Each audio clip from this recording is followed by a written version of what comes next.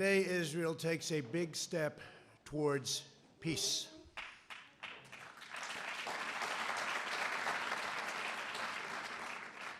Young people across the Middle East are ready for a more hopeful future, and governments throughout the region are realizing that terrorism and Islamic extremism are everyone's common enemy.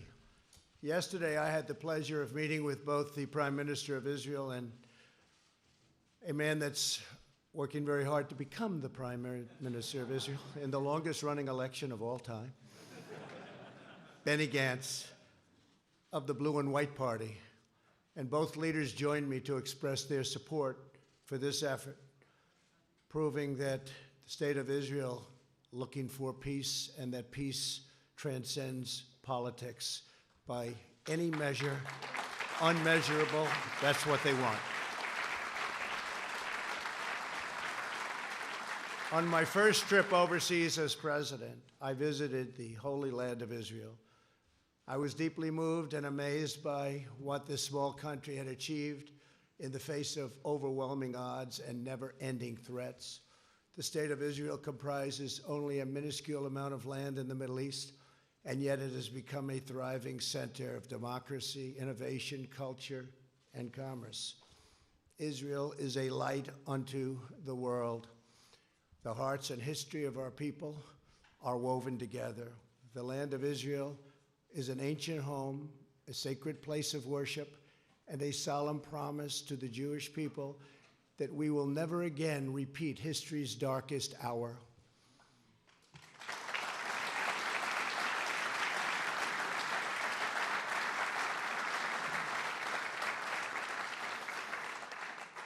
During my trip to Israel, I also met with Palestinian President Abbas in Bethlehem.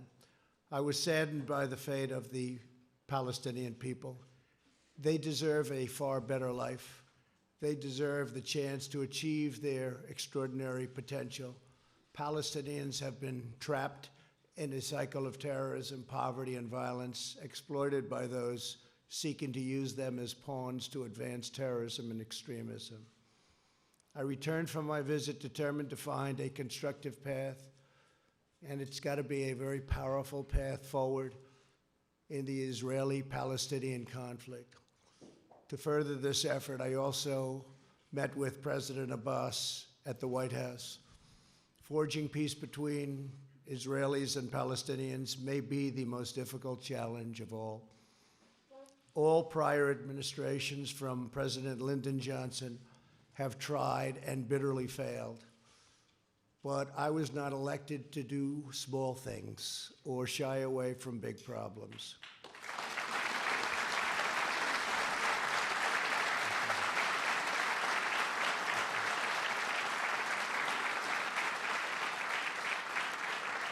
It's been a long and very arduous process to arrive at this moment.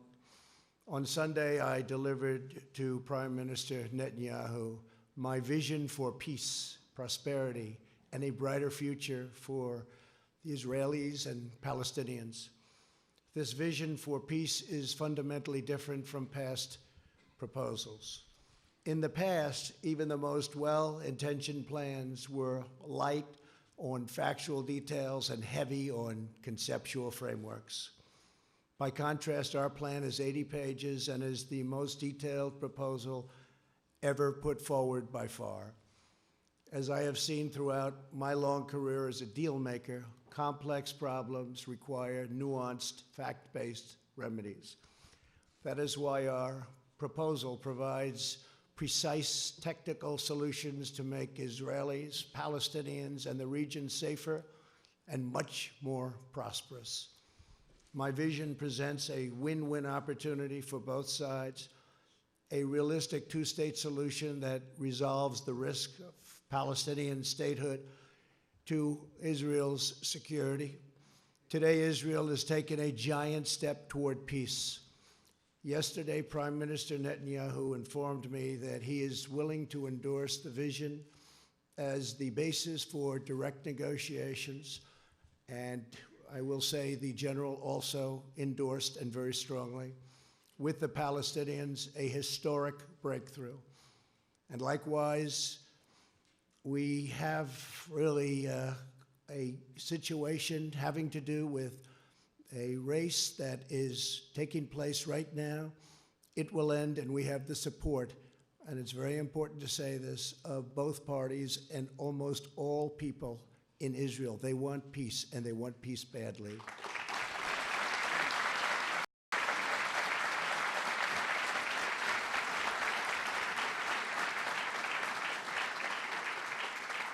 This is the first time Israel has authorized the release of a conceptual map illustrating the territorial compromises it's willing to make for the cause of peace, and they've gone a long way. This is an unprecedented and highly significant development. Mr. Prime Minister, thank you for having the courage to take this bold step forward.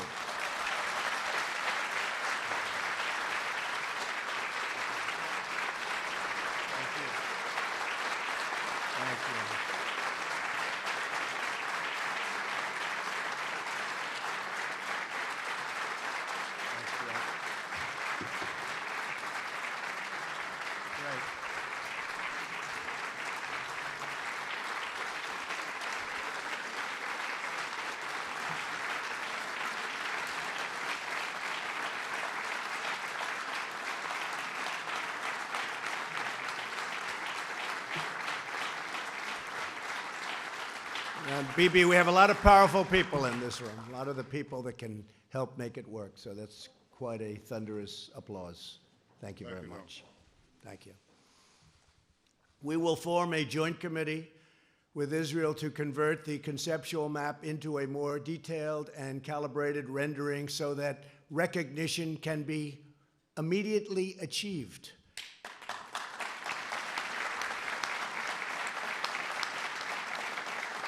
We will also work to create a contiguous territory within the future Palestinian state for when the conditions for statehood are met, including the firm rejection of terrorism.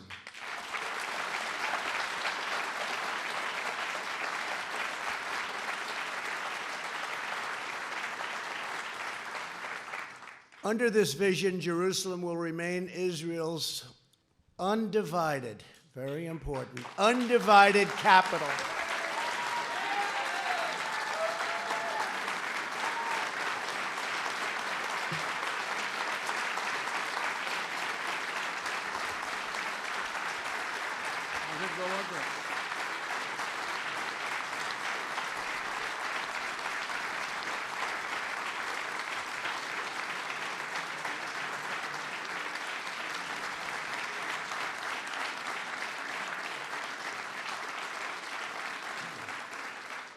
But that's no big deal, because I've already done that for you, right?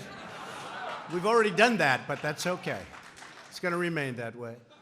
And the United States will recognize Israeli sovereignty over the territory that my vision provides to be part of the state of Israel. Very important.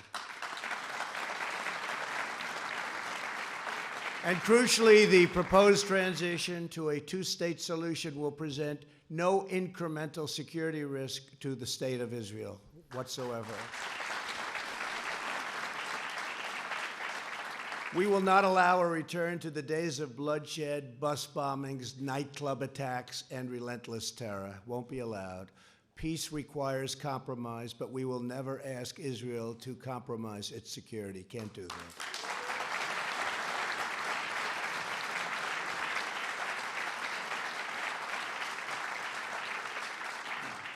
As everyone knows, I have done a lot for Israel, moving the United States Embassy to Jerusalem, recognizing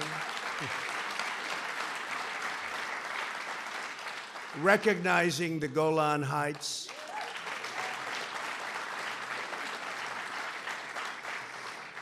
and frankly, perhaps most importantly, getting out of the terrible Iran nuclear deal.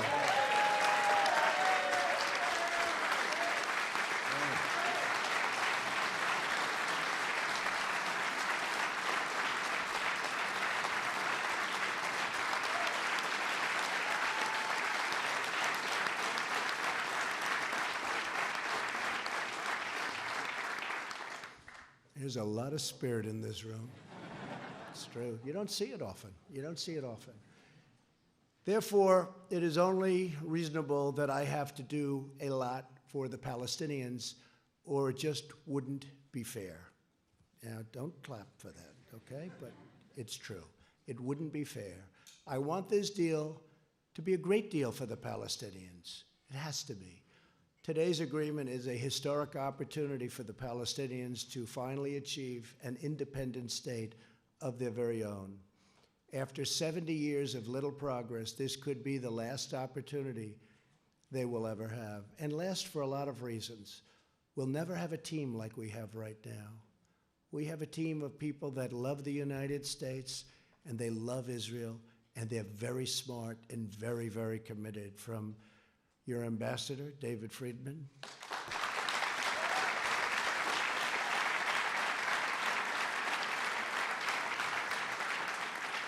to Jason and Avi and Jared,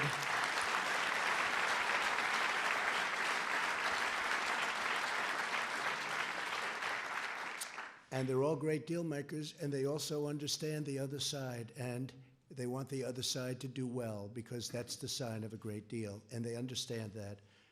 And I just appreciate all of the hard work you put in, and so many of your other friends, and of course our great Secretary of State, Mike Pompeo. Whoa.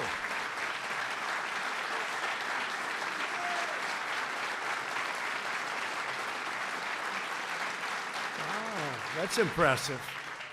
That was very impressive, Mike. That reporter couldn't have done too good a job on you yesterday, right? I think you did a good job on her, actually. That's good. Thank you, Mike. Great. Are you running for Senate? I guess the answer is no after that, huh? They all want him to. Kansas, great state. They want him to, but you're doing a great job. Don't move. The Palestinian people have grown distrustful after years of unfulfilled promises. So true. Yet I know they are ready to escape their tragic past and realize a great destiny. But we must break free of yesterday's failed approaches. This map will more than double the Palestinian territory and provide a Palestinian capital in eastern Jerusalem, where America will proudly open an embassy.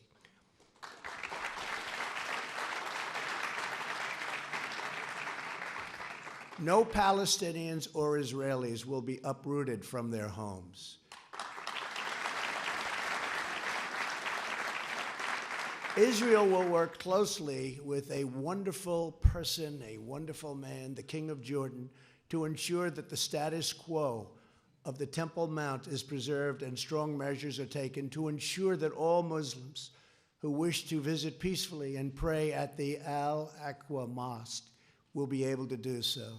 This is a major statement. This is of major importance, and at the same time, our vision will deliver massive commercial investment of $50 billion into the new Palestinian state. You have many, many countries that want to partake in this, and many of them are surrounding. They all want this to happen. Virtually every one of them want this to happen, and I think, Bibi, you know that very well. You're going to have tremendous support from your neighbors and beyond your neighbors. Over the next 10 years, if executed well, 1 million great new Palestinian jobs will be created. Their poverty rate will be cut in half, and their poverty rate is unacceptable now and only getting worse. Their GDP will double and triple, and much-needed hope, joy, opportunity, and prosperity will finally arrive for the Palestinian people. Our vision will end the cycle of Palestinian dependency upon charity and foreign aid. They will be doing phenomenally all by themselves. They are a very, very capable people.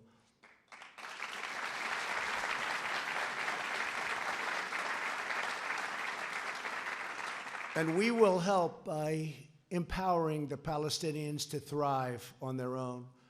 Palestinians will be able to seize the new future with dignity, self-sufficiency, and national pride.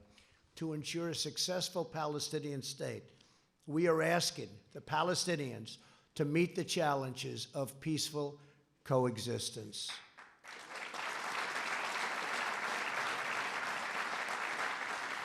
This includes adopting basic laws enshrining human rights, protecting against financial and political corruption, stopping the malign activities of Hamas, Islamic Jihad, and other enemies of peace, ending the incitement of hatred against Israel, so important, and permanently halting the financial compensation to terrorists.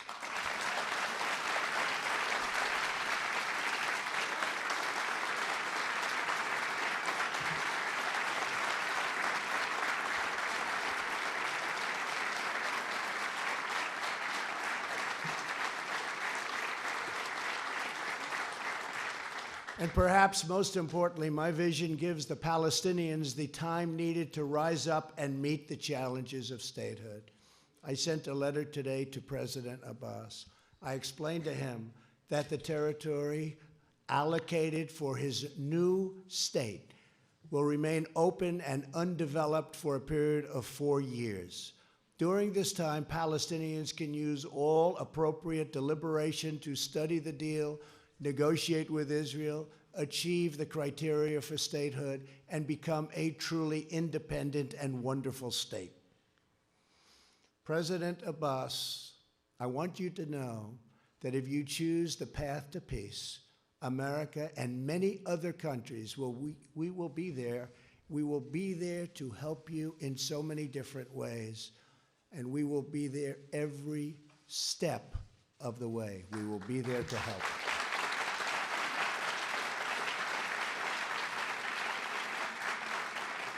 In other words, for the first time in many, many decades, I can say, it will work. It's going to work. If they do this, it will work. Your response to this historic opportunity will show the world to what extent you are ready to lead the Palestinian people to statehood. The Middle East is changing rapidly. On my first trip aboard as president, I traveled to Saudi Arabia to discuss our shared priorities with the 54 leaders of the Muslim and Arab countries. I made clear that all civilized nations share the same goals, stamping out extremism, creating opportunity for the region's youth, and we have to take care of the region's youth. The region's youth is growing up with no hope. We have to take care of the region's youth and existing in harmony with one's neighbors. Since that time, immense progress has been made. A growing number of nations have taken strong stands against terrorism and radicalization. You see it. Thanks to the courage of U.S. forces, the ISIS territorial caliphate, 100%, not 95%, not 99 or any other percent, 100% of the caliphate, ISIS, is destroyed, and its savage leader, al-Baghdadi, is now dead.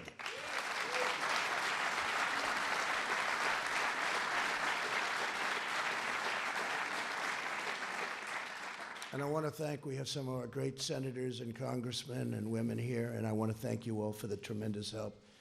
Thank you very much, Jim, Ted, everybody, Steve. Our leader, thank you. Mark, thank you.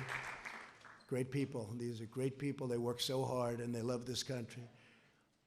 The Iranian regime is isolated and weakened greatly. We eliminated Qasem Soleimani, the world's top terrorist.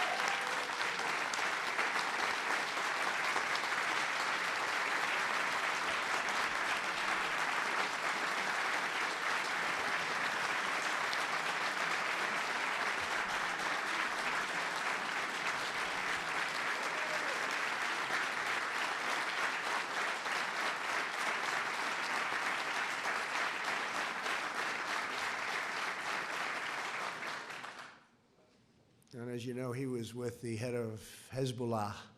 I don't think they were up to anything good. I don't think so. He ran an organization called Jerusalem Liberation Forces and used his hatred, total, severe hatred of Israel as a rallying cry to divert attention from the incompetence and shortcomings of his government. He falsely promoted the sinister notion that a free Jerusalem, we must really be at war with Israel. So to have it free, we have to be at war with Israel. And he said it very, very powerfully.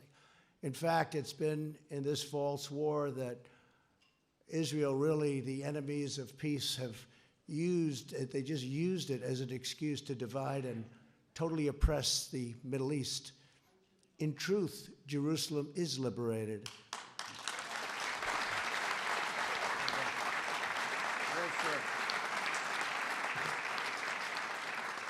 Jerusalem is a safe, open, democratic city that welcomes people of all faiths and all places. It is time for the Muslim world to fix the mistake it made in 1948 when it chose to attack instead of recognize the new state of Israel. It's time.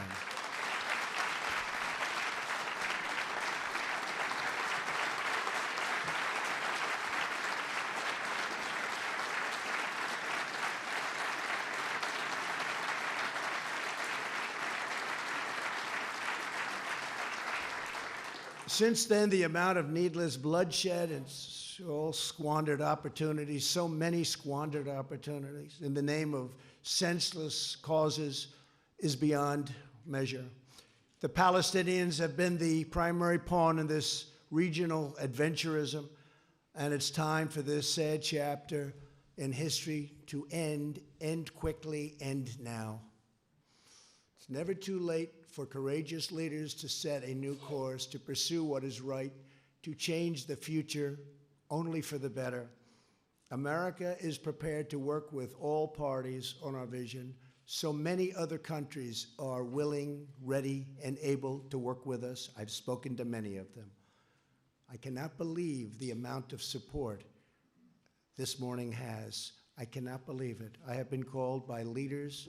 Boris called, so many called, and they're all saying whatever we can do to help. They all want to see it happen.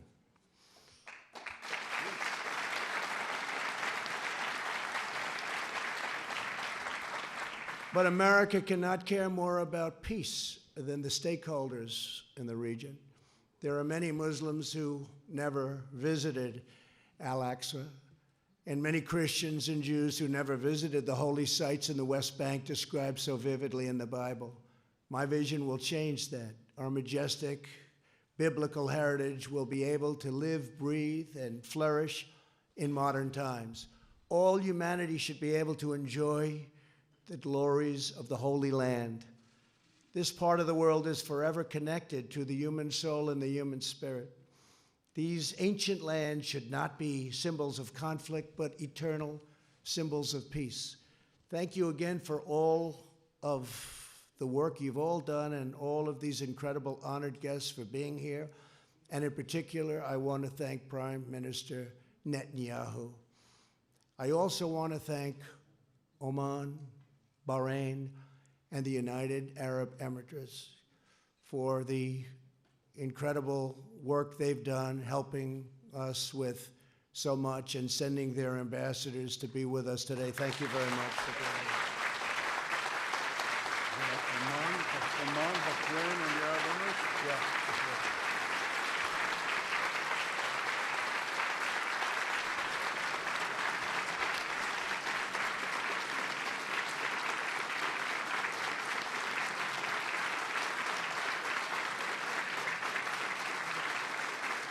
Thank you very much. Thank you very much. Please give our regards.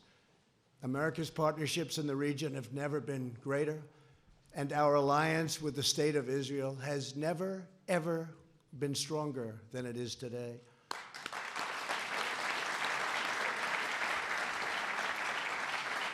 Together, we can bring about a new dawn in the Middle East.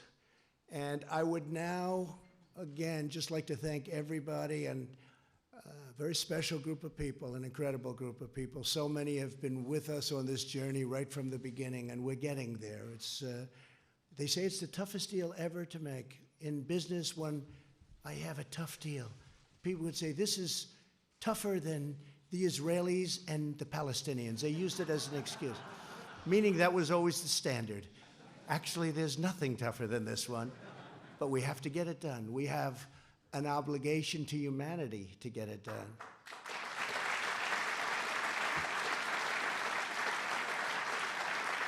So I would now like to introduce the Prime Minister of Israel, who's worked so hard on this, Benjamin Netanyahu. Thank you. Great speech. Thank you.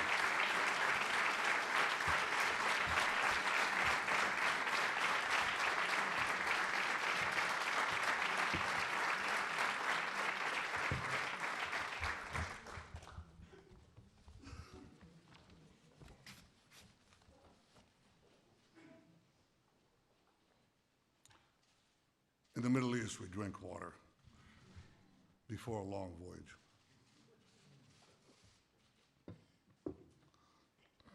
This is an extraordinary voyage. President Trump, Donald, I'm honored to be here today, along with my wife, Sarah, Minister Yariv Levin, Ambassador Ron Dermer. Ron, thank you for everything you've been doing.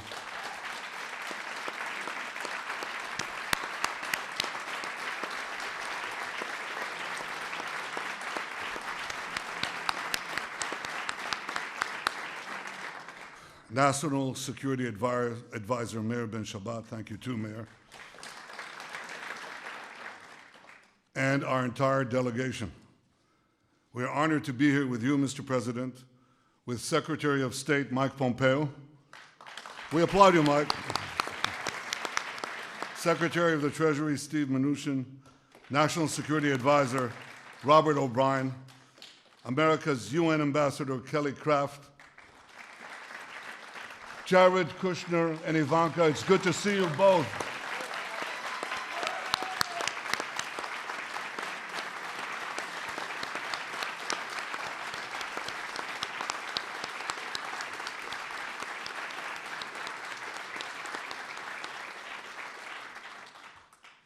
It's good to see the unfailingly energetic and optimistic Ambassador David Friedman, Jason Greenblatt, Avi Berkowitz, Brian Hook, and the rest of your exceptional peace band, Mr. President. It's good to be here with the other distinguished ladies and gentlemen of your administration, with senators and members of Congress who are Israel's greatest friends on Capitol Hill. Thank you.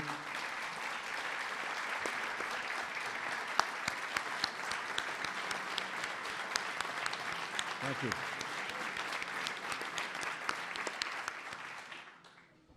With the ambassadors of the United Arab Emirates, Bahrain, and Oman, what a pleasure to see you here, and what a sign it portends. I was going to say of the future, what a sign it portends of the present.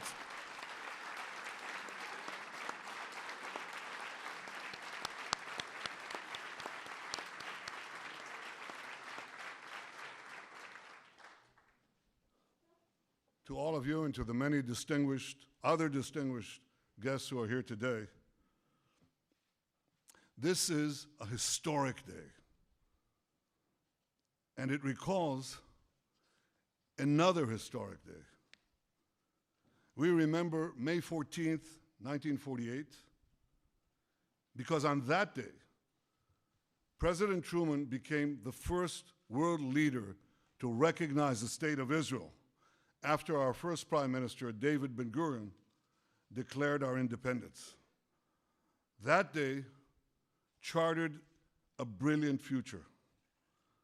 Mr. President, I believe that down the decades, and perhaps down the centuries, we will also remember January 28th, 2020, because on this day, you became the first world leader to recognize Israel's sovereignty over areas in Judea and Samaria that are vital to our security and central to our heritage.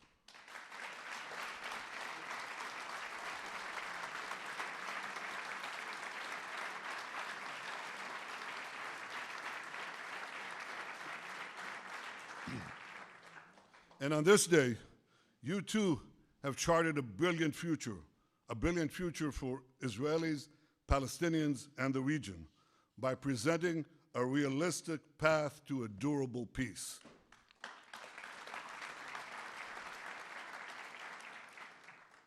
Since the moment of its birth, Israel has yearned for peace with our Palestinian neighbors and peace with the broader Arab world. For decades, that peace has proved elusive, despite so many well-intentioned plans. One after the other, they failed. Why did they fail? They failed because they did not strike the right balance between Israel's vital security and national interests and the Palestinians' aspirations for self-determination. Too many plans tried to pressure Israel to withdraw from vital territory like the Jordan Valley. But you, Mr. President, you recognized that Israel must have sovereignty in the Jordan Valley and in other strategic areas of Judea and Samaria, rather than pay easy lip service to Israel's security and simply shut your eyes, hope for the best. You recognize that Israel must have sovereignty in places that enable Israel to defend itself by itself.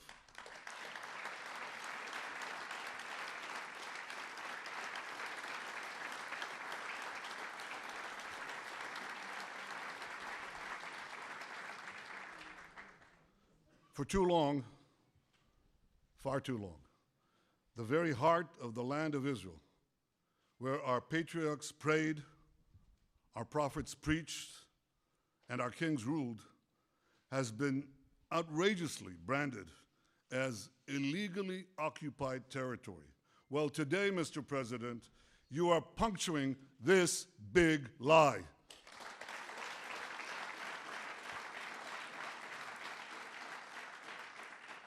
You are recognizing Israel's sovereignty over all the Jewish communities in Judea and Samaria, large and small alike.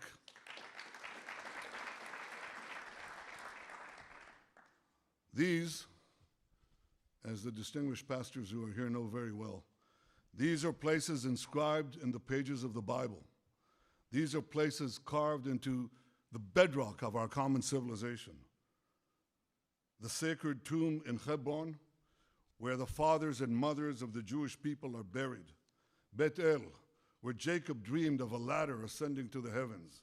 Shiloh, where the Ark of the Covenant that held the 10 Commandments for centuries. That's what happened in Shiloh. Thanks to you, Mr. President, these areas and so many others that for millennia have been etched in the soul of the Jewish people and have fired the imaginations of millions of people around the world and across the world. These areas will now be recognized by the United States as a permanent part of the Jewish state.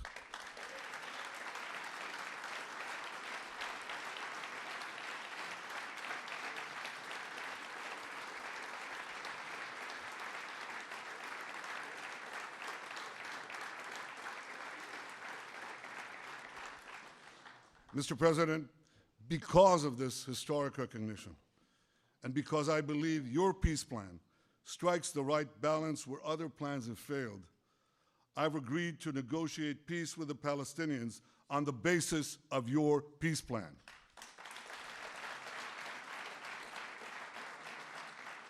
It's a great plan for Israel. It's a great plan for peace. Frankly, Mr. President, given all that you have already done for Israel, I'm not surprised. You have been the greatest friend that Israel has ever had in the White House.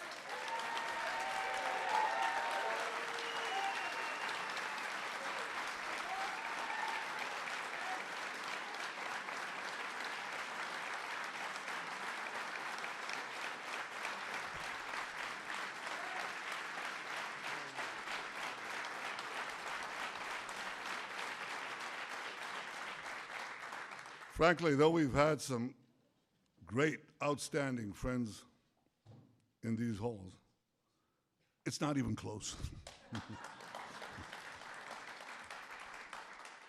Your historic decisions to recognize Jerusalem as Israel's capital, to recognize Israel's sovereignty over the Golan Heights, to reaffirm Israel's legal claims in Judea and Samaria, to stand up to Iran, to pull out of that dangerous Iran deal, to confront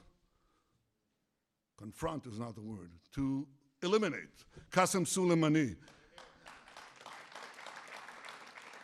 to support and encourage unbelievable cooperation between Israel and the United States in the military and strategic and intelligence fields. All this bear testament to the friendship and depth of your leadership and commitment to Israel. From our very first meeting here in the White House 3 years ago, you repeatedly made clear your commitment to help Israel achieve peace with the Palestinians and peace with the rest of the Arab world. Mr. President, I share that commitment, and I look forward to working with you to achieve a peace that will protect Israel's security, provide the Palestinians with dignity and their own national life, and improve Israel's relations with the Arab world. Your peace plan advances all these goals. First, it addresses the root cause of the conflict, by insisting that the Palestinians will finally have to recognize Israel as the Jewish state.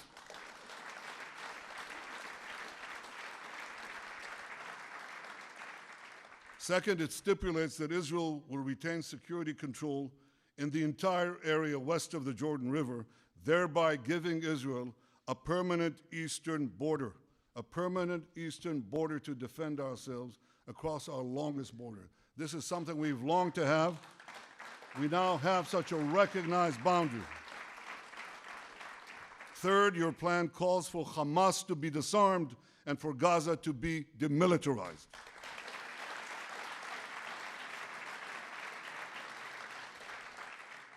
Fourth, it makes clear that the Palestinian refugee problem must be solved outside the state of Israel.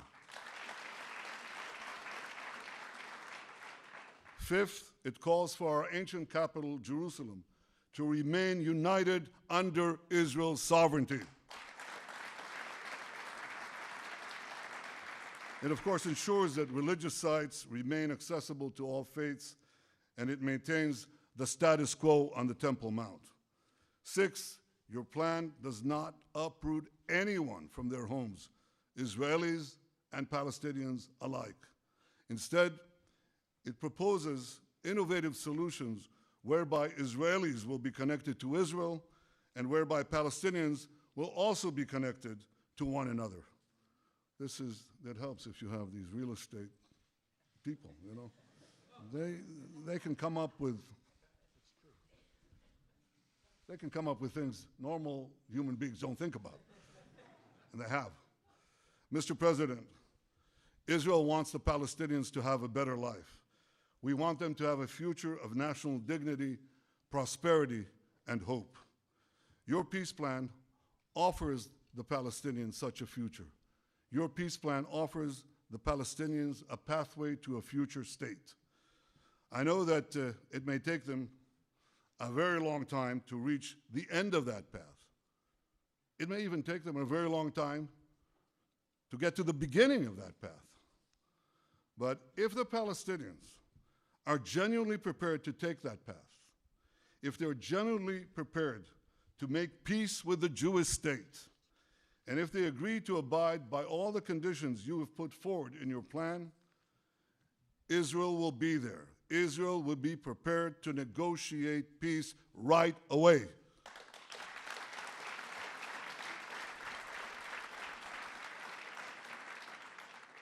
Regardless of the Palestinian decision, Israel will preserve the path of peace in the coming years. For at least 4 years, Israel will maintain the status quo in areas that your plan does not designate as being part of Israel in the future. At the same time, Israel will apply its laws to the Jordan Valley, to all the Jewish communities in Judea and Samaria, and to other areas that your plan designates as part of Israel, and which the United States has agreed to recognize as part of Israel.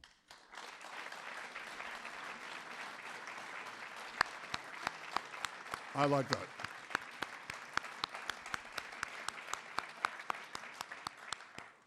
This decision will protect Israel's security, ensure Israel's national interests, and leave open the possibility of a political settlement with the Palestinians in the coming years. Mr. President, I hope the Palestinians embrace your vision of peace. Embrace the plan that you and your team and us worked so hard to achieve. I hope that they seize the opportunity offered by your sweeping economic plan. I've read it. It takes enormous talent to reject $50 billion worth of investment. I know what that does to an economy. I know what it will do to Palestinian lives. I know what it will do to the youth of the region. I hope that the Palestinians embrace this and build with Israel a future of prosperity and peace. I also hope that our other Arab neighbors embrace your vision and forge a path of reconciliation with Israel that can create for all of us a brilliant future. Mr. President, I want to congratulate your fantastic team, there's no other word, your fantastic peace team for all their work. Jason Greenblatt,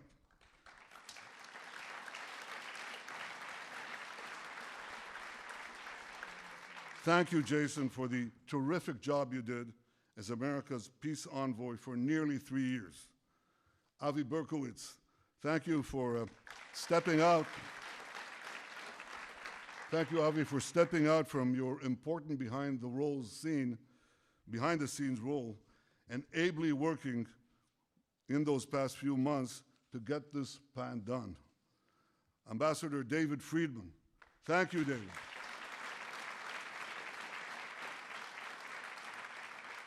Thank you for your essential contribution to this effort and for the terrific job you do every day to strengthen the great alliance between Israel and America.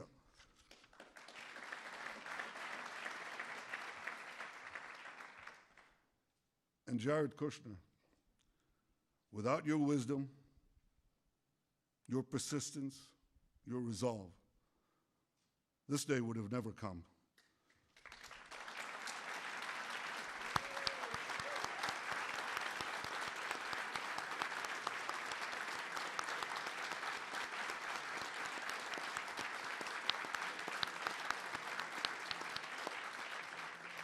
I know how much the Jewish future means to you and to your family. Well, Jared, today you have helped secure that future. The Jewish state owes you, and it owes President Trump, an eternal debt of gratitude.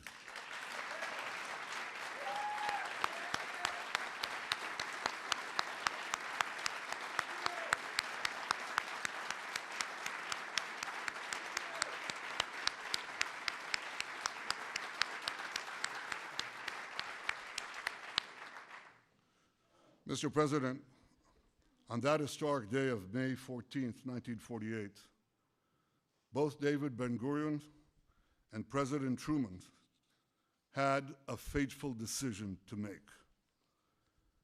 Many argued that Ben-Gurion should not declare Israel's independence.